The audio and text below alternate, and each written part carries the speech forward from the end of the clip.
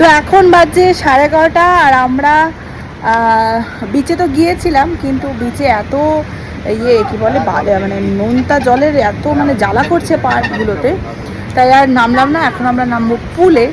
তো আমি তো ওই বাবা দেখাচ্ছি, এই যে ওরা নেমে গেছে। ওরা বাচ্চাদের আগে ওকে নামানো হয়েছে, তারপরে ওইটাতে যাবে। আর আমি শুধু পা ডুবিয়ে থাকবো, আমার খুব ভয় লাগে।